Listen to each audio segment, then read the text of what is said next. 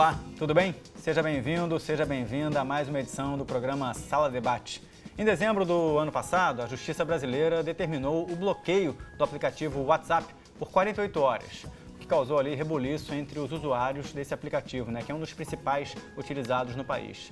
Dados do Ministério das Comunicações em 2015 mostram que 55% dos brasileiros acessam a internet de alguma maneira no Brasil. No programa de hoje, vamos debater aspectos relacionados aos padrões de comportamento e de consumo na internet. Até que ponto a segurança digital deve vir em primeiro lugar? É possível se adaptar realmente aos novos tempos? De que maneira é importante, então, se prevenir e aprender a evitar alguns hábitos que deixam os computadores e celulares mais expostos? Segurança digital é o tema do programa de hoje. Conosco aqui no estúdio, o Mário Viola, ele que é coordenador dos projetos de privacidade e proteção de dados do ITS, o Instituto de Tecnologia e Sociedade do Rio de Janeiro.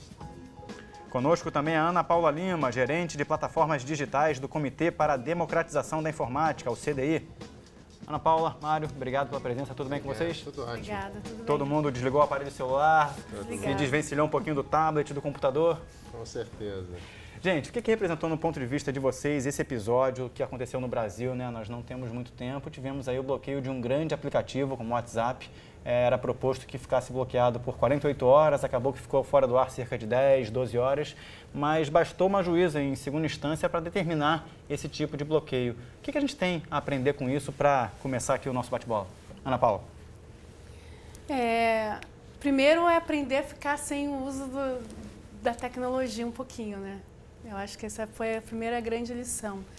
E o segundo, eu acho que a gente ficou... a gente não pode ficar vulnerável assim, a uma decisão de uma juíza que não estava bem embasada, foi uma interpretação errônea do Marco Civil da Internet.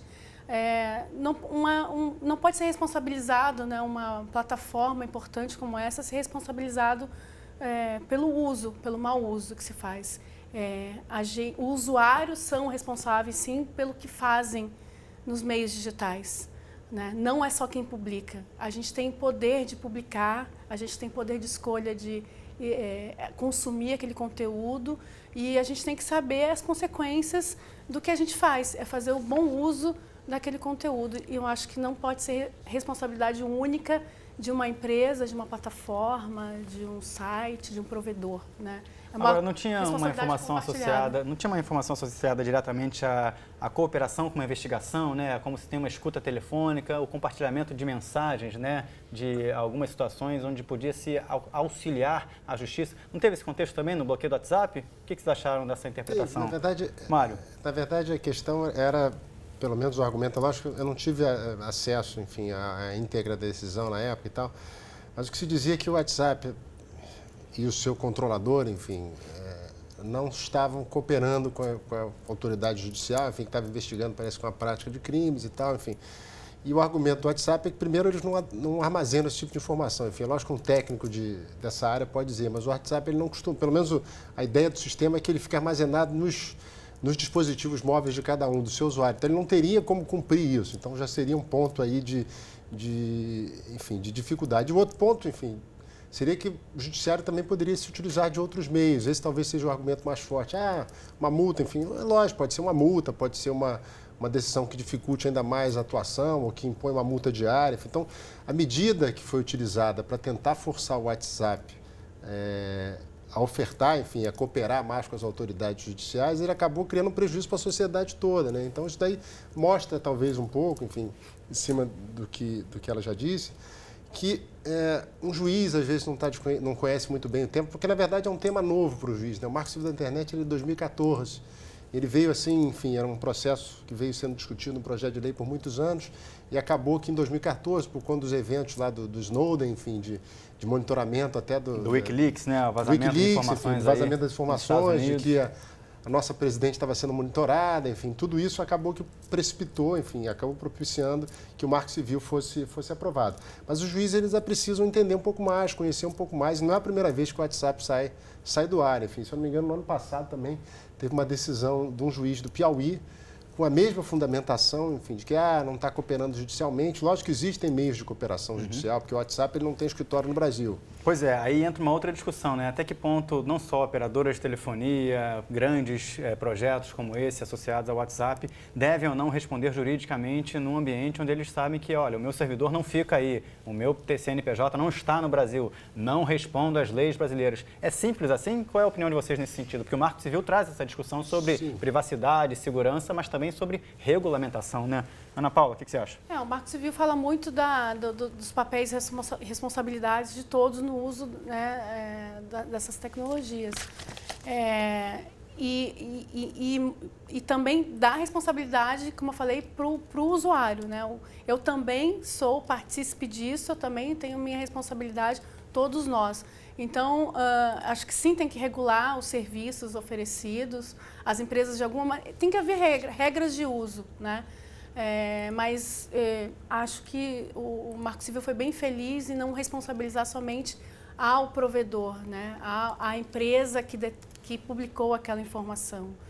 Vou botar aí na tela para vocês matérias da época, né? Matérias do portal G1, WhatsApp bloqueado, operadoras são intimadas a barrar o aplicativo no país por 48 horas. Como se de uma maneira bem análoga, né? Claro que a analogia não faz tanto sentido, durante a Operação Lava Jato se bloqueasse o consumo de gasolina, não pudesse comprar gasolina. Claro que movimentos de greve são legítimos, tem que realmente trazer a discussão, mas dois pesos, duas medidas. Você imagina também, fazendo uma comparação, por exemplo, alguma operadora de telefonia não resolve cooperar com uma quebra de sigilo telefônico, uma coisa do gênero, e você bloqueia o funcionamento do celular no Brasil.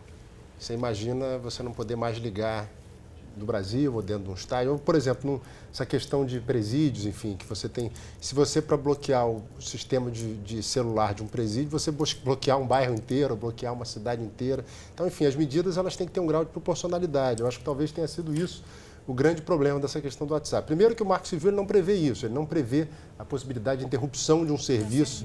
Ele fala de tratamento de dados pessoais, enfim, quando ele fala um pouco dessa questão de você poder interromper algum tipo de tratamento, mas ele não possibilita que o julgador venha e decida que você pode interromper uma atividade, até porque esse serviço, enfim, eles acabam que ganham uma utilidade pública muito grande. Então, passou a ser um serviço de utilidade pública, você não pode simplesmente tirar do ar porque uma empresa deixou de cooperar ou não, enfim. E existem mecanismos jurídicos para isso. Você tem tanto o mecanismo via tribunais superiores, enfim, de você fazer lá a cooperação judicial, enfim, o instrumento do EZ4, que é uma ferramenta jurídica, e tem também a cooperação via Ministério da Justiça, enfim. Então, o Ministério da Justiça, acordos de cooperação judicial que o Brasil tem, inclusive com os Estados Unidos, enfim. Então, tem vários mecanismos até de eventualmente você vir responsabilizar o grupo econômico, sei lá, o WhatsApp hoje é parte do Facebook, enfim, isso daí é público e notório, enfim, até o presidente do Facebook veio falar no dia seguinte da decisão. Mark Zuckerberg fez um pronunciamento aí, exatamente, se valendo da liberdade de expressão, do direito ao uso e trouxe aí essa discussão logo no dia seguinte. Isso, até para se o juiz achar, enfim, ele tem mecanismo de eventualmente estabelecer uma multa para que o Facebook, como controlador, pague esse tipo, uma multa por não estar cumprindo. Mas tirar o serviço do ar, ele não está punindo o Facebook, ele não está punindo o WhatsApp. Até porque hoje no Brasil tem mais aparelhos de celular do que habitantes, né? Nós temos mais de 200 milhões de aparelhos no Brasil para pouco mais ali de 200 milhões de habitantes. Exatamente. A gente sabe que hoje N serviços, eles são baseados no próprio WhatsApp. Então, várias empresas vivem disso. Várias pessoas, enfim, até na área de educação, enfim, escolas que trabalham em cima do WhatsApp, tipo professor enviando exercício para aluno, enfim. Então, o impacto que isso tem na sociedade é muito grande, muito maior do que o próprio WhatsApp em si, né? Agora, vamos trazer mais um convidado aqui para a nossa discussão, porque quando a gente coloca na tela a informação, vou botar aí para vocês, ó, segurança na internet, a quantidade de imagens que vêm relacionadas à segurança, cadeados, hackers, proteção de senha, malware. Existem também, né, uma série de informações que são disponibilizadas na internet, desde a compra de produtos ao compartilhamento de informações de imposto de renda, de perfis. Isso também tem um cenário gigantesco ainda para ser estudado, né, Ana Paula? Você se sente segura com tudo que você compartilha de informação na internet hoje em dia ou não? Não, eu não me sinto segura, sou uma ávida consumidora da internet, compro muito pela internet. Sim, estamos expostos, acho que a rede não é 100% segura. A gente tem que ter mecanismos de proteção à nossa privacidade e temos como fazer isso A gente tem, de certa maneira, a gente tem um controle do que a gente quer que seja exposto, né? Trabalhar com a questão de trocar senhas permanentemente, né? Isso é muito importante. E não aceitar, eu já fui vítima do mau uso, né? de receber um e-mail, clicar para download. Aquele clique sedutor que você clica e não, depois era um e-mail do se arrepende. banco, com o mesmo template, o mesmo layout do e-mail. E eu, distraidamente, mas eu cliquei, quando eu abri o negócio, eu falei, me dei mal. Me dei mal. E aí baixou um cavalo de Troia, né, que é aquele vírus que pega as suas senhas. Eu me dei conta muito rápido disso e o estrago não foi maior. Não foi tão lesada. Não fui tão lesada, mas então a gente realmente não pode baixar conteúdo que a gente não, de remetente que a gente não conhece. Né? Ter muito cuidado com isso. Sobre esses cuidados, nós vamos conversar agora com o Fábio Assolini, ele que é analista sênior de segurança da Kaspersky Lab e vai trazer um pouco para a gente aí da percepção dele, de que momento nós estamos vivendo com relação à segurança digital. Fábio, tudo bem? Olá, tudo bem? Obrigado aí pela participação no debate de hoje. A gente está vendo aqui, Fábio, a quantidade de informações que o ser humano tem hoje disponíveis na palma da sua mão é uma quantidade imensa, né? Seja se ele tiver um aparelho celular, um tablet, um acesso ao computador na escola, no trabalho. O que você percebe que evoluiu do ponto de vista de garantia de segurança para esse uso nos últimos anos ou se a evolução sobre segurança caminha a passos lentos quando comparada à velocidade de mudança da informação? Exatamente. A segurança, né, dos dados dos usuários dos serviços online hoje ainda está gatinhando lentamente. A verdade é que as empresas que oferecem serviços online hoje, elas se preocupam primeiro com recursos ou com acessibilidade. Em último lugar, está a segurança dos dados desses usuários. Isso permite com que hajam ataques ou hajam abusos ou haja exposição de dados pessoais dos usuários, das pessoas que usam os serviços online hoje na internet, e isso, lógico, você tem prejuízos, você tem roubos de informação e outros incidentes aí que nós vemos todo dia. Agora, o que evoluiu nos últimos tempos, né? Acho que muitos aqui já devem ter sido vítimas de clonagem de cartão de crédito, fruto de alguma ação equivocada numa compra online. Eu, por exemplo, já tive cartão de crédito clonado, já tive correspondência que não chegou depois de uma compra. O que nos últimos tempos a discussão sobre segurança na internet trouxe de novidade para evitar esse tipo de contratempo para os usuários, Fábio? Sim, essa noção de segurança, ela varia conforme o setor da sociedade. Nós sabemos que o setor bancário é um dos setores que mais investe em segurança no Brasil, porque é um setor com um número muito grande de fraudes, especialmente a clonagem de cartão, roubo de contas pela internet. Então, é um setor já preparado para lidar com fraude. Mas nós ainda temos setores que estão engatinhando, que ainda são bastante lentos na adoção de medidas de segurança para proteger. A gente vai tentar retomar o contato com o Fábio ali, a internet também varia no âmbito da comunicação entre as duas pontas. Já a nossa equipe vai retomar o contato com o Fábio para ele poder concluir a linha de pensamento. Mário, você já teve algum problema com compra pela internet ou furto de dados? Você teve alguma experiência que você gostaria de compartilhar com a gente? Eu já tive uma vez uma surpresa de ter uma compra feita no cartão de crédito. Na época eu morava fora do Brasil e por acaso foi assim, no período que eu vim de férias para o Brasil, eu fui fazer alguma compra, enfim, aqui e logo depois, no dia que eu estava viajando de volta... Do jeito que você fala, parece que estava fazendo uma coisa errada, né? Estava simplesmente tentando fazer uma compra. Né? Não, fiz uma compra aqui normal e estava, por acaso, num restaurante essa hora aí chegou em casa a fatura lá, enfim. Na época era a casa da minha mãe, eu não morava mais aqui, mas o cartão ainda ficava vinculado a ela, uma conta na Colômbia. Como se alguém tivesse comprado instrumentos musicais na Colômbia e eu estava voando para a Europa no mesmo dia, assim. Então, enfim, me deu um pouco de trabalho, mas resolvi, não precisei pagar nada, enfim. O banco, obviamente, tinha um seguro para esse tipo de ação, eles como o Fábio tem falado, no investimento das instituições bancárias, né? Sim, e até porque a legislação brasileira, de alguma forma, ela protege os consumidores em relação a isso. Então, aquilo que a gente falava, enfim, eu me sinto muito confortável na internet, enfim, eu uso o home banking, eu faço todas as transações, não tenho nenhum medo de usar, eu acho que é tranquilo, até porque, além da gente saber que a segurança na área financeira é muito forte, enfim, as instituições financeiras elas trabalham muito forte com isso, a gente tem uma legislação que protege a gente. Então, tanto a legislação de consumidor, agora mais recentemente o Marco Civil, a Nádia falou antes, é importante essa questão dos termos de uso, né? Então, o Marco Civil, ele, de alguma forma, ele trouxe isso de obrigar as empresas a manter atualizados, deixar de forma clara as políticas de privacidade em termos de uso. Então, eu acho que vale a pena a gente até dar algumas dicas, enfim, para as pessoas. Eu acho que a primeira coisa é você conhecer um pouco como é que aquele prestador de serviço trata os seus dados. Enfim. Pessoal, papel e caneta na mão, dicas agora para você que está prestes a compartilhar informações na internet, fazer uma compra, publicar suas novas senhas. Com vocês, Mário Viola.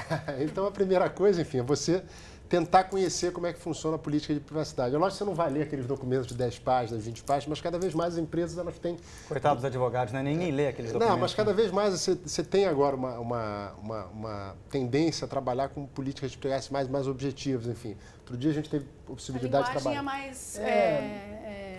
Amigável. E tem bastante profissional já especializado nisso. Acabei de fazer muito focada, é mais Quais focada são as para o dicas, consumidor. Então, primeiro, se dicas. você puder olhar essa política, enfim, ver como é que eles tratam os seus dados. Segundo, você usar dos mecanismos que os próprios provedores te dão para estabelecer o nível de privacidade que você quer ter. Por exemplo, sei lá, o Facebook, se você clicar na funcionalidade de privacidade, você estabelece como é que você quer ser visto, o que você quer que seja compartilhado, o que vai ser colocado lá, enfim, quem vai poder acessar, se vai ser público, vai ser privado, se é só você, se ninguém pode te tagar, enfim. Então, já usar os próprios mecanismos tecnológicos que essas ferramentas te propiciam. Outra coisa que é importante, você comentou aqui a questão enfim, a gente brincando aqui um pouco antes, eventualmente de nude e tal, por exemplo, a pessoa ter consciência do que ela está postando online, do risco que tem daquilo ser compartilhado de forma... Carolina Dickmann é um exemplo de quem foi vítima desse tipo de Enfim, o caso dela é até um pouco diferente, que ela nem postou, né? Ela nem postou, e aí se teve uma lei em função disso, a gente não acha que a criminalização dessas coisas seja o melhor caminho. Mas da pessoa ter consciência, então fazer o bom uso da tecnologia. Por exemplo, você fala em nude, hoje tem tecnologias que dizem a Safer Nudes, por exemplo. Ela é safer, ela é mais segura, mas ela não é 100% segura. Então, você nunca vai ter uma tecnologia 100% porque... Chega a ser questionável a expressão, né? Até que ponto é segura segura. o compartilhamento de uma foto tão comprometedora. Ela é mais segura do que você não ter nenhum mecanismo para te proteger, mas ela nunca vai ser. Como é que alguém metrifica a segurança de uma foto? Porque, na verdade, o que esses instrumentos, esses aplicativos fazem, eles, de alguma forma, eles colocam algum tipo de criptografia na comunicação. Então, é lógico, a criptografia, ela traz um grau. A gente tem o especialista em segurança da informação. Já ele vai voltar com a gente, o Fábio. Então, essas tecnologias de criptografia, de alguma forma, elas protegem a mensagem, enfim, a comunicação entre os pontos. Mas isso não quer dizer que não possa vir um hacker, alguém para se tiver um conhecimento mais profundo, que possa violar, né? Já vou trazer a palavra de novo para a Ana Paula. Deixa eu só retomar o contato com o Fábio, que estava aí tentando concluir uma linha de pensamento para a internet. Fábio, você estava falando justamente sobre os avanços, né, tecnológicos dos últimos tempos em relação ali à proteção de dados dos usuários. Queria que você pudesse continuar a sua linha de raciocínio. Sim. Após as denúncias do Edward Snowden, se tornou praxe aí com que as empresas de tecnologia passem a cuidar melhor dos seus dados, oferecendo criptografia ponto a ponto, os usuários dos seus programas, seus aplicativos. Isso, por um lado, nós achamos que é muito bom. As pessoas hoje estão preocupadas com a sua privacidade na internet, mas falando mais especificamente aqui do Brasil, nós ainda temos muito a avançar. O Brasil ainda não tem uma lei de proteção de dados, essa lei está sendo discutida no momento, mas o Brasil necessita dessa lei urgentemente, porque é ela que vai penalizar e legislar o modo como o governo e as empresas vão trabalhar com os nossos dados pessoais, e a adoção massiva de criptografia por parte dos usuários demonstra a preocupação por este tema. Como é que você vê as discussões sobre o marco civil na internet, né, Fábio? A gente percebe aí nos últimos anos uma discussão mais acalorada. É claro que tem um viés político e ideológico, mas tem um viés prático, né? Uma legislação, uma regulamentação para a série de circunstâncias que acontecem diretamente associadas ao uso da internet, né? Como é que você interpreta aí a posição do Estado brasileiro recentemente sobre esse assunto?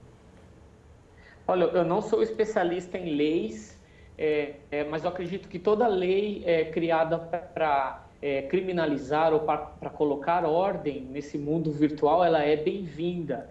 Essas leis específicas, elas ajudam os serviços policiais a investigarem crimes e a atuarem em casos onde eles são necessários. O Marco Civil ainda olhando do meu ponto de vista de segurança digital, ele ainda é uma lei nova e o impacto dele ainda não foi sentido. Pelo menos quando a gente fala com relação a crimes cometidos pela internet. Ele ainda é uma lei cujo alcance ainda é muito pequeno, mas ele já tem um alcance, por exemplo, em investigações ou situações onde as empresas têm que assumir a responsabilidade por incidentes ocorridos, como foi o caso do WhatsApp citado Pois pelo é, Mendes. nesse sentido, você foi contra ou a favor ao bloqueio do WhatsApp? Como é que você interpretou esse episódio no Brasil, dado esse seu depoimento sobre colaboração com investigações? Sim, eu sou contra o bloqueio do WhatsApp porque é um serviço essencial hoje e qualquer outra tecnologia. Nós acreditamos que o governo e os juízes, as forças policiais no Brasil precisam conversar com a empresa e buscar um meio termo. Se você me permite um exemplo de 2005, 2006, nós tivemos um problema semelhante com a rede social que na época era dominante, o caso do Orkut. Houveram vários incidentes de pessoas que tinham processos onde não havia cooperação do Orkut na época, e numa conversação do Ministério Público com a empresa dona do serviço, foi feito um acordo de cooperação. O mesmo deve ser feito com o WhatsApp. Tá legal, Fábio. Obrigado aí pelas suas contribuições no programa de hoje. Até uma próxima oportunidade. Obrigado. Ana Paula, o que você achou aí das contribuições do Fábio? O que você tem a dizer aí sobre o nosso histórico, né, de discussão sobre segurança na internet, mudança de legislação? Para onde você acha que essa discussão vai a partir de agora?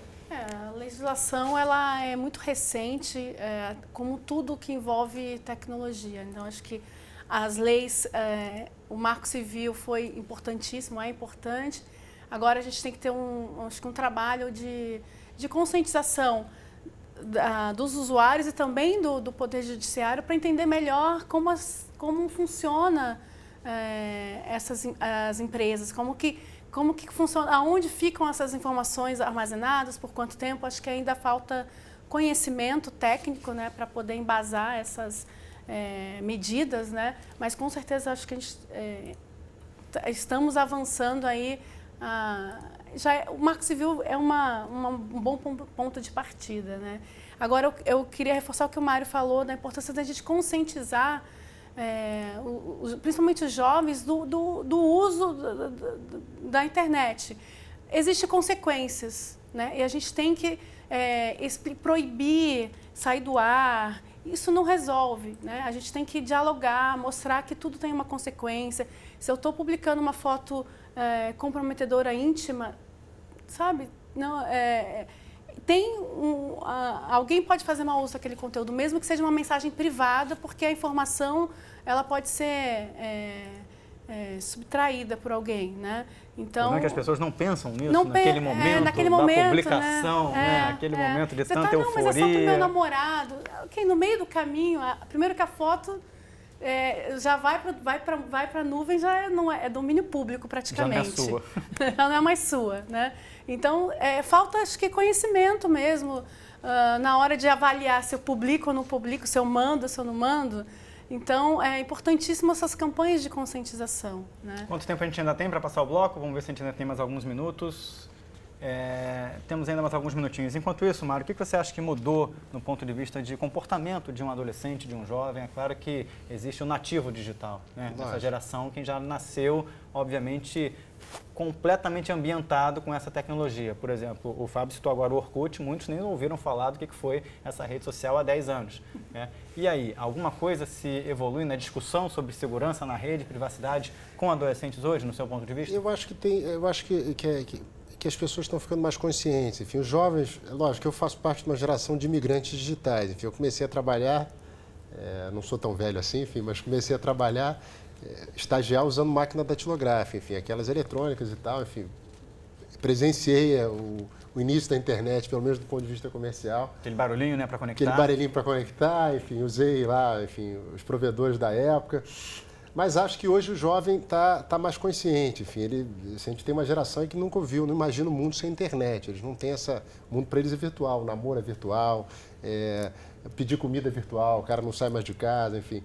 Mas eu acho que a partir dessas denúncias que a gente teve, enfim, da NSC e tal, as pessoas começaram a ver que tem um risco maior, é lógico, de ver a potencialização das práticas na internet. Por exemplo, bullying sempre existiu, mas o bullying com a internet ele é potencializado. Cyberbullying, né? Cyberbullying. Você tem, por exemplo, comentários homofóbicos e xenofobia, isso sempre existiu, mas a internet ela potencializa e muito mais, ela facilita a identificação. Então, já visto as eleições do ano passado, né? Já visto as eleições. E eu, nesse particular, enfim, nesse aspecto, eu vou discordar do nosso especialista em segurança, do Fábio, Porque eu não acho que criminalizar seja uma solução. A gente já tem crime para tudo quanto é coisa, isso não resolve. Enfim, na verdade, até a ideia do Marco Civil, pelo próprio nome, um Marco Civil, é de você assegurar direitos, de você estabelecer garantias para aquele usuário. Então, o que a Ana falou, de você ter política de privacidade clara, de você saber o direito que você vai exercer, por exemplo. A gente não tem realmente uma lei de proteção de dados. Mas no Marco Civil existem vários artigos que tratam de proteção de dados pessoais. Mas é suficiente? Não é suficiente, mas eu acho Paulo, que já é um passo O que você tem a dizer em 2 minutinhos para a gente passar o bloco? Eu acho que não é suficiente porque as pessoas não sabem o que acontece com os dados. É esse o ponto da questão. Esse é o ponto. Então, se a gente sabe o que acontece, a gente vai ter mais consciência no uso daquela informação. Então, o que falta é isso, é conscientização, é informação. Bom, vamos fazer um intervalo rápido agora. Eu estou conversando com Mário Viola e Ana Paula Lima, o Sala Debate sobre segurança digital, neutralidade de rede e acesso a bens de consumo pela internet. Volta daqui a pouquinho em 2 minutos. Até já.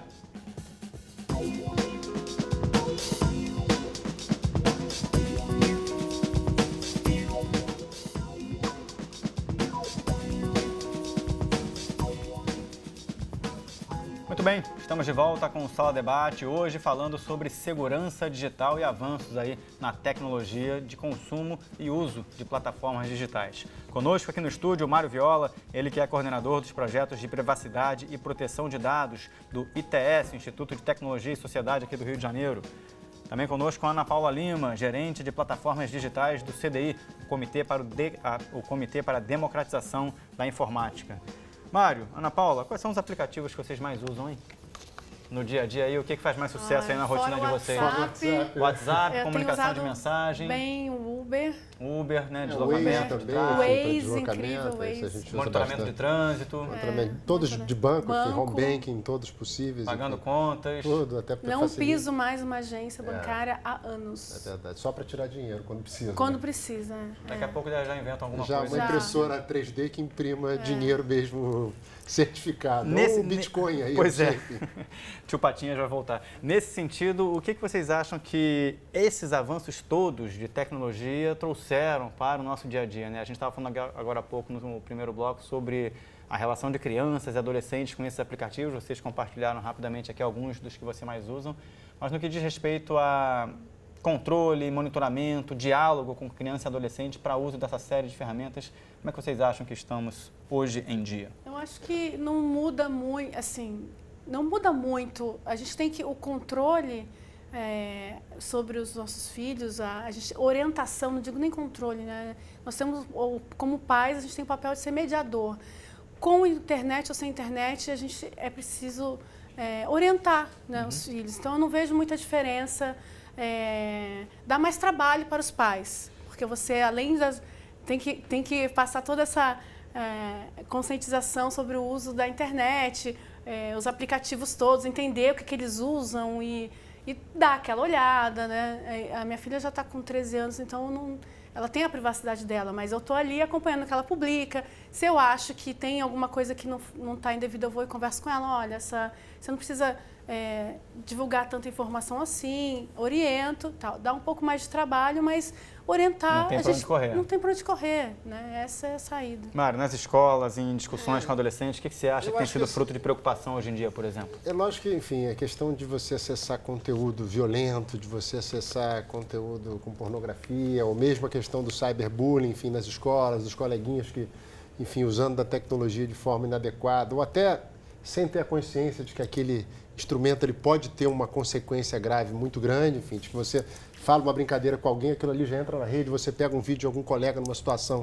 indiscreta e joga aquilo na rede, pode ter... Então, as escolas estão realmente preocupadas, já tive a oportunidade de falar em algumas escolas, enfim, de discutir com eles a questão da privacidade, da conscientização, do uso consciente da tecnologia, porque a tecnologia tem uma ferramenta, tem um uso, um potencial positivo muito grande, inclusive para a educação. Você tem vários aplicativos de educação, enfim, inclusive para crianças, para adolescentes, onde você pode fazer uma aula muito mais interativa. Enfim, a criança tem a possibilidade de se valer de vários recursos, de conhecer o mundo pela internet. Então, ela tem um lado positivo, mas ela tem que ser bem utilizada, você tem que estar consciente. Então, o papel da escola, enfim, o papel dos pais, que eu acho que talvez seja o principal, enfim, de mostrar para os filhos que, olha, filho, isso é uma ferramenta boa, mas você tem que ter cuidado. O teu dado, se você colocar ali uma foto você com seu namorado numa situação discreta, você pode ganhar o mundo, enfim. Pois é, nesse sentido, eu vou trazer para a nossa conversa mais um convidado, Beto Largman, que é nosso consultor de cultura digital, consultor sempre presente nessas horas, sempre disposto a colaborar com a gente, está conosco agora pela internet. Beto, tudo bem? Tudo certo, como vão? Prazer estar aqui. Obrigado, Beto. O Mário estava falando aqui agora... Oi? Um prazer estar aí daqui. Isso aí, conectados. O Mário estava falando agora justamente sobre a necessidade, né, ele e a Ana Paula, de conversar com crianças, adolescentes, né, tentar ali, antes de obrigar, de regular, entender ali o padrão de consumo de informação para garantir ali um bom uso. Nesse sentido, Beto, eu faço a seguinte pergunta. O Snapchat foi uma rede que chegou, né, recentemente, muitos adolescentes fizeram uso dela com uma velocidade impressionante. E a publicação de fotos de pessoas nuas ou seminuas foi uma tendência nessa rede durante muito tempo. Como é que você vê esse tipo de dinâmica, né? Uma rede social crescendo frente aos adolescentes com esse contexto tão específico do nude, por exemplo? Eu acho que faz parte do uso, né, que as pessoas vão inventando, né, das novas ferramentas. Mas eu acho importante também falar sobre... vocês estavam falando de adolescentes e crianças, mas eu acho que né, os pais, muitas vezes, eles mesmos não têm consciência ou não têm uma visão, eu acho, na minha opinião, madura de todas as consequências, né, de determinadas ferramentas e do uso inapropriado delas, né? Então, o Snapchat, enfim, veio para... entrou com essa vertente aí, mas já mudou, né? As coisas vão mudando, é tudo muito dinâmico, né? Eu acho, por esse dinamismo, por essa velocidade, os adultos também ficam perdidos, né? Esse é o maior problema, né? Quando aconteceu aquele bloqueio do WhatsApp no Brasil, eu vi pessoas próximas, desesperadas e apelando para aplicativos que eles nem sabiam de onde que eram, que poderiam furar o bloqueio. Então, eu acho que essa questão afeta a todos, né? E quem não está ligado, como a gente aqui, que está sempre lendo coisas e a nossa profissão tem a ver com informação, fica muito perdido. Então, isso é que me preocupa muito, como a gente consegue fazer com que os pais tenham acesso e saibam orientar as crianças, né, os adolescentes, né? Eu vejo pais fazendo coisas que os próprios filhos estão dizendo, pô, pai, não é isso, essa foto vai todo mundo ver. Né? Pois nesse sentido, temos 3 pais aqui no estúdio, cada um deles com a sua cria em determinada fase, mas é difícil, né? Vou trazer de volta aqui o papo para o estúdio, Beto, já eu falo contigo, mas só para pegar a opinião da Ana Paula e do Mário aqui. Entender a velocidade do comportamento do uso de uma rede social é uma tarefa muito difícil para pessoas de outra geração, né? Eu trabalho, né? Nós trabalhamos com tecnologia, para mim a minha melhor consultora de tendências é minha filha. Eu só observo o que ela faz, o que ela está fazendo.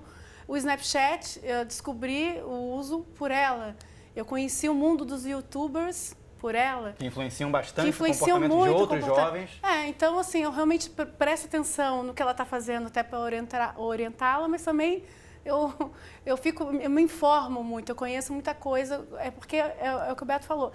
O Snapchat começou de um jeito, com uma conotação, e hoje não é só isso. Foi muito dinâmica a própria mudança de conotação, né? Beto, você estava falando agora há pouco do Snapchat, você é um consultor que está sempre antenado aí com tendências de aplicativos. Recentemente, você percebeu algum aplicativo que tenha demandado mais atenção, por exemplo, sobre o assunto segurança digital? Você que frequenta feiras aí, está com muitos aplicativos no seu celular?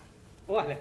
Eu acabei de ler uma notícia, não é um aplicativo, mas acabei de ver uma notícia no Globo, agora tem 10 minutos, de um site chamado, se eu não me engano, Crash Safari, alguma coisa assim, que está sendo viralizado, obviamente, com encurtadores que escondem esse nome e que podem causar um dano muito chato, desagradável em Macs e aparelhos que trabalham com aquele sistema iOS.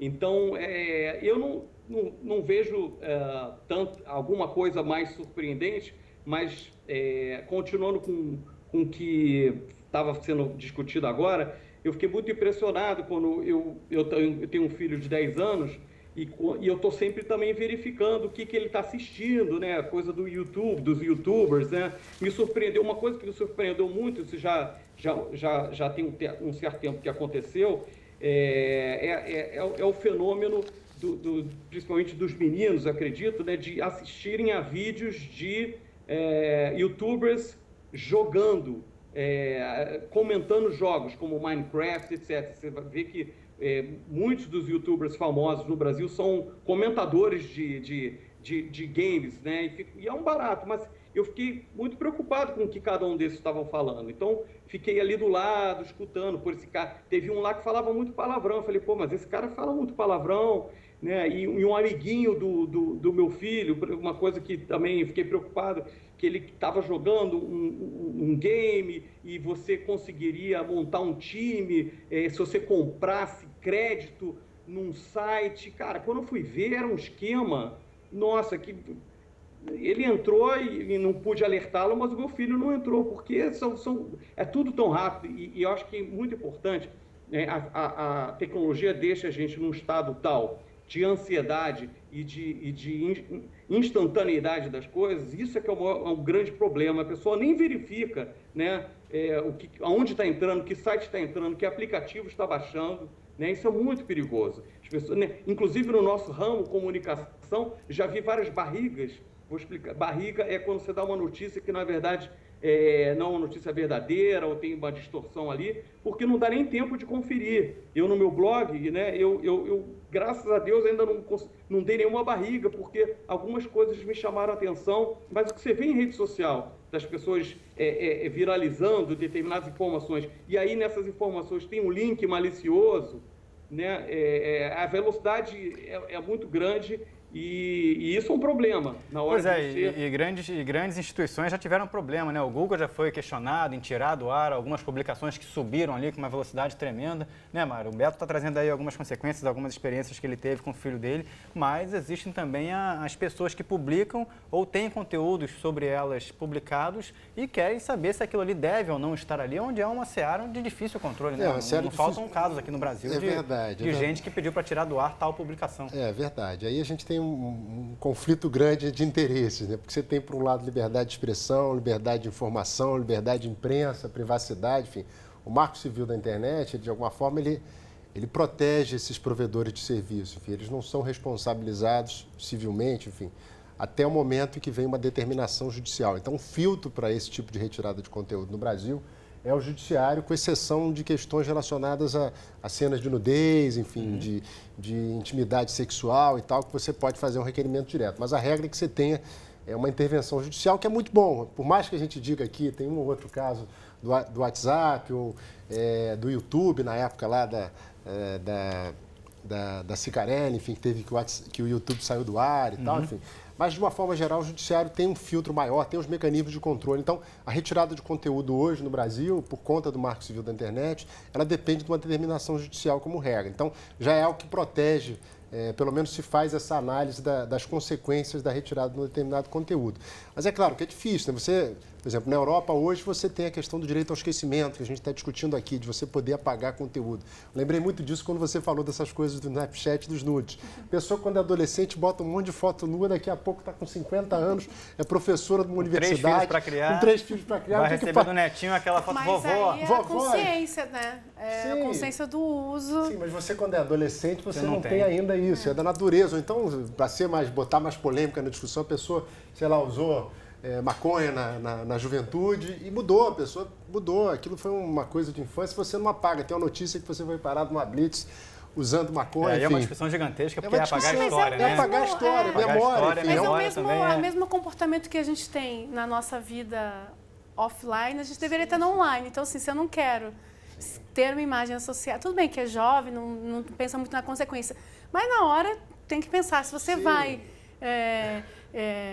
Postar é a mesma coisa que eu fumar maconha publicamente, tem o mesmo peso do que alguém, do que eu postar uma foto. A internet não esquece, eu acho que esse é o grande problema, né? A internet não deixa a gente esquecer. Então você... Um dia, numa manhã de terça-feira... Pode ter saído até uma matéria no jornal em 1980, sei lá, 1985, sai uma matéria no Globo, na capa do Globo...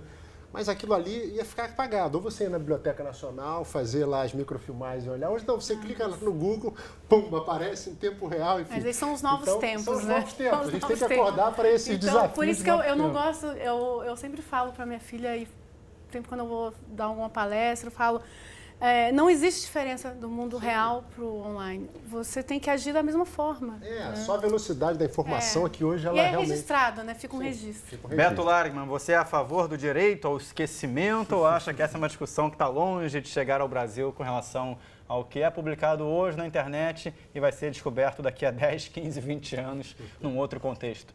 Eu acho que a pessoa tem... É mais a consciência mesmo das pessoas, assim, essas ferramentas, enfim, eu acho que... Vamos deixar claro que estamos falando de consciência de uma pessoa entre 9 e 15 anos de idade, talvez ali, para saber se vai querer publicar.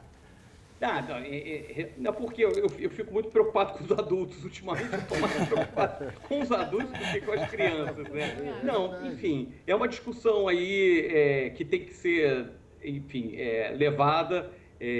Acho que a pessoa, dependendo do assunto, a pessoa pode ter essa opção. Beto, o que você tem visto aí? Para onde você acha que vai essa discussão do Marco Civil da internet? Você esteve aí de perto acompanhando o bloqueio no WhatsApp, né? Uma juíza de segunda instância aí. Para onde você acha que discussões como essa caminharão? Você acha que teremos outro bloqueio daqui a pouco tempo de outro aplicativo? Ou o Brasil está amadurecendo com relação a esse assunto?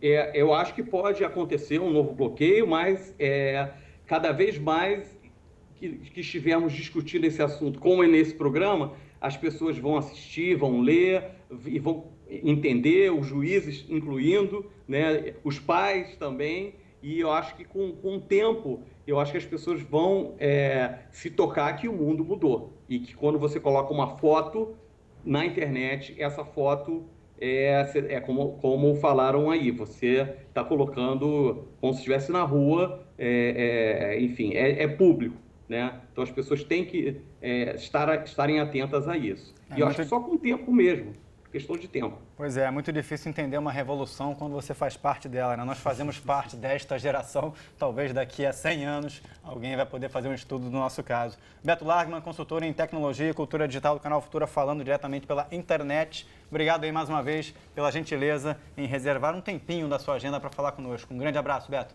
Um prazer, um abraço a todos. Obrigado. Bom, vamos dar sequência aqui. Queria que vocês falassem um pouquinho sobre a área de trabalho de vocês, né? Começando aqui pelo CDI e também avançando pelo ITS. Botando aí na tela o dialogando.com.br. Vamos lá, Ana Paula, o que isso quer dizer? O que você tem de informações aí sobre o Dialogando? O CDI fez uma parceria com a Vivo e a gente lançou esse projeto Dialogando, que é um guia de segurança na internet, um guia com foco em pais e professores. Para a gente botar o retorno aqui na tela para você poder navegar, para a gente poder falar em virtude do que estiver sendo mostrado. Está aí, dialogando na tela para você. É um projeto que foi lá desde 2011, uma parceria com o CDI e outros parceiros, o conteúdo da SaferNet. E são temas para orientar principalmente pais e professores em como lidar com essa situação com seus filhos. Selfies, né? Mais seguros, contato o conteúdo é um conteúdo para adulto, mas para os pais, os professores orientarem. A moda de compartilhar nudez, né? Navegando em espaço público digital, temas bem interessantes. E você pode navegar por faixa etária, né? E também os principais temas, que é a segurança, a privacidade, o cyberbullying. Muito interessante aqui o leque de discussões, né? Bem amplo aqui. É um conteúdo bem amplo, tem podcast. Tá aí a dica aí, dialogando.com.br e também o site do CDI, cdi.org.br, antes da gente passar a palavra aqui para o Mário. O CDI é uma organização que trabalha com empoderamento digital, né? O que é o empoderamento? É a gente usar a tecnologia para o bem, ressignificar o uso dessa tecnologia, porque a gente pode transformar vidas, né? Com um bom uso. Então, hoje o foco do CDI está muito em como empoderar os jovens para usar essa tecnologia e promover uma transformação pessoal e social, né, para todos nós. Né? Muito bem. Agora a sua vez, Mário. ITS, Instituto de Tecnologia e Sociedade do Rio. Quais são as discussões do momento relacionadas à tecnologia? O ITS tem uma gama grande de atuação entre temas relacionados à tecnologia e sociedade. Enfim, então, o ITS ele tem uma atuação muito como centro de pesquisa, enfim, é o que a gente chama de think tank. Então, a gente tem uma atuação de pesquisa voltada para a influência das políticas públicas. Então, a questão de Uber é um tema que a gente participa, discussão de conectividade, enfim, de utilização, por exemplo, de celulares Xing Ling, da promoção desse uso, da importância disso para o acesso à internet. Uma outra coisa interessante que a gente tem Mudamos, enfim, que é uma plataforma de discussão de temas de políticas públicas, enfim, a gente está discutindo agora segurança pública, discutimos reforma política, enfim, então existem vários temas, a gente participa também de audiências públicas do governo, consultas públicas, foi assim para a questão do decreto do Marco Civil na internet, que foi colocado em consulta pública no ano passado, do anteprojeto de lei de proteção de dados, o próprio Marco Civil da internet, enfim, foi um projeto que teve uma participação grande dos diretores do ITS, enfim, eles se envolveram diretamente, ajudaram na montagem da ferramenta colaborativa, até porque o Marco Civil, além de ser uma lei que regula a internet, os direitos na internet, ele trouxe uma inovação grande para o Brasil, né? Que ele colocou a possibilidade do público participar da construção de leis e de políticas públicas. Pois é, tanto se fala aí de audiências públicas, né, do envolvimento da sociedade na tomada de decisão sobre um determinado capítulo da nossa legislação. Vocês percebem que a sociedade está se apropriando dessas discussões ou ainda se vê alijada desses processos e lidando só com as consequências? Eu acho que ela está entrando muito nisso. Enfim, a gente tem visto, enfim... A questão do Marco Civil foi um exemplo disso. Tiveram contribuições de gente do Brasil todo, não simplesmente da sociedade civil organizada, do setor privado, mas cidadãos, enfim, pessoas do dia a dia, enfim, que não tinham conhecimento técnico profundo, eles participaram da na tela para vocês aí, foto aí sobre a Assembleia, a sessão lá, Isso, Marco Civil da internet. As pessoas participaram. Na Câmara dos Deputados, no Senado, aí a quantidade de pessoas participando. É a mesma coisa agora com a Mudamos, enfim, essa nossa plataforma de discussão, plataforma virtual de discussão de políticas públicas. Os temas são muito debatidos, as pessoas querem discutir, querem propor, enfim, querem participar, querem se envolver, querem ajudar na construção das políticas públicas, enfim. Então, tem se visto uma mobilização maior da sociedade. É lógico que as organizações da sociedade civil, elas têm um papel importante nisso, enfim, de estimular, de mobilizar, enfim. Mas eu acho que a sociedade está cada vez mais consciente. A gente tem visto isso, que elas têm tentado participar. E, lógico, a internet, as redes sociais, elas possibilitam esse engajamento maior. É muito mais fácil você mandar uma notícia, você protestar, você perturbar o seu representante no Congresso, enfim. Então, uma petição assinar online, uma petição né? online, enfim. É lógico que, até para, por exemplo, o Estado do Rio aprovou a possibilidade de você assinar online propostas de lei de iniciativa popular. Então, o Rio já saiu na frente dessa discussão. Enfim, existe de você poder virtualmente coletar as assinaturas para uma nova proposta, que foi o caso, por exemplo, da lei da ficha limpa, que partiu de uma iniciativa popular. Então, também de você criar mecanismos para possibilitar que o público participe mais ativamente ou facilitar, enfim, a participação popular. Eu acho que isso é muito importante. A tecnologia tem possibilitado isso, tem facilitado esse envolvimento da sociedade, enfim, a questão da transparência também, da lei de acesso à informação, publicou informações públicas, enfim. Então, a internet ela tem servido como um bom facilitador da participação popular. Acho que a gente teve uma mudança assim nos últimos anos, tem visto uma participação maior, um engajamento maior da sociedade. Você citou dois casos, né? A lei da ficha limpa, o portal Transparência Brasil. Ana Paula concorda? Acha que foram duas conquistas recentes? Sim, fora a questão das mobilizações, né, que são potencializadas pelas redes sociais, né? Começou com a Primavera Árabe, foi uma série de mobilizações no mundo todo que começou ali numa rede social, um grupo, vamos lá. A gente teve em 2013 o grande movimento Mídia Ninja, né? Que começou com um protesto contra o aumento de passagem e virou um movimento nacional, civil, né? Autêntico, não foi encabeçado por nenhum líder, né?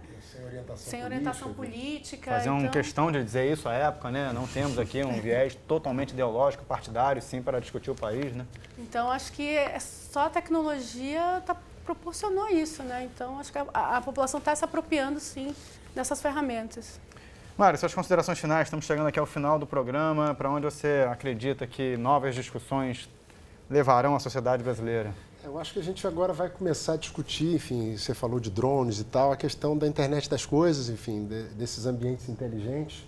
E, lógico, esses ambientes trazem outras discussões, enfim, de quem você vai responsabilizar se um computador mandou a sua geladeira comprar um negócio, você não precisava, aquela coisa estraga, ou se o carro que está dirigindo sozinho vai lá e atropela alguém, mata, enfim, quem vai ser responsabilizado. Então, enfim, o Brasil está começando a ver esses cenários muito próximos. Eu acho que o fato da internet, da globalização, ele possibilita que a gente incorpore tecnologias muito mais rapidamente. Então, a gente imagina que nos próximos anos, aí, além da questão de Big Data, algoritmo, que acho que é um tema que a gente tem trabalhado muito lá no ITS, enfim, da questão do uso dos grandes dados, enfim, por todos os setores, tanto o governo, setor privado, a própria academia, que é um tema que vai dar pano para manga, principalmente com relação à questão da privacidade e proteção de dados pessoais, mas eu acho que os ambientes inteligentes e a internet das coisas são um tema aí para os próximos anos para a gente discutir. E lógico, isso tudo traz problemas para os jovens, para os pais, enfim. O jovem vai lá ter um negócio dele que compra um monte de coisa, a gente já vê isso. Meu filho outro dia, que tem 4 anos, enfim, o Lourenço, outro dia estava lá com o meu celular, deixei com ele lá meu smartphone, deixei parado, ele pegou, quando eu vi, ele estava comprando já um aplicativo de desenho. E eu nunca tinha, sorte que eu não tinha cartão de crédito catalogado no meu computador, no meu celular. Se tivesse, já teria baixado, já teria baixado. Verificado os dados de segurança e comprado o desenho. Ele sabe as senhas todas, ele muda tudo, ele assina os negócios do celular. Então, enfim, a gente tem realmente que os adultos, enfim, os adultos dá um ainda papel, não... uma caneta, uma bola para ele brincar de vez em quando. Eu faço isso. Ele não tem o celular dele, mas é uma luta grande, porque ele já nasceu um nativo nesse digital, ambiente, né? É um nativo digital. Enfim. Ana Paula, suas considerações finais? Fora essas discussões todas que a gente vai ter pela frente, eu acho que a gente tem que dar um passinho atrás ainda em prover acesso à internet nas escolas. Acho que o acesso ainda é um problema na educação e a gente sabe o quanto a internet propicia uma educação inclusiva, com mais significado para o aluno. Então, a gente tem que, acho que, lutar, né, por essa causa de acesso à internet nas escolas, públicas e privadas, porque não é só uma questão ainda só do público. Acho que as escolas privadas têm mais possibilidades, mas ainda não aderiram ao uso da internet em sala de aula e acho que todo mundo tem a ganhar com isso. Fazendo uma propaganda só final, enfim, acho que aproveitando o que a Ana falou, enfim, o ITS tem um projeto grande de conectividade nas escolas, enfim, e a gente tem trabalhado nisso, enfim, um projeto com recursos, enfim, de fundações, enfim, de fundações privadas. Acho que a gente está buscando colocar, enfim, acesso à internet, pelo menos no início nas escolas públicas, mas depois ampliar isso de uma forma mais ampla. O CDI também tem um projeto em escolas, Tech Escola, que a gente está com 50 escolas no estado do Rio de Janeiro, para provar a diferença que a gente consegue fazer na vida do aluno. Dados os recados, muito obrigado, Ana Paula Lima e Mário Viola, pela participação no programa de hoje. Até uma próxima oportunidade. Com certeza, obrigado. A você de casa, a nossa dica está aí na tela para você, o perfil do Sala Debate no YouTube. Acesse a todas as coleções, faça parte dessa rede de pessoas que estão debatendo temas dos mais importantes do país. O meu muito obrigado a você pela companhia, pela audiência. O Sala Debate volta na próxima terça-feira, às 9 da noite. As reprises acontecem aos domingos, também às 9 da noite, aqui na Tela do Futura. Tchau, tchau.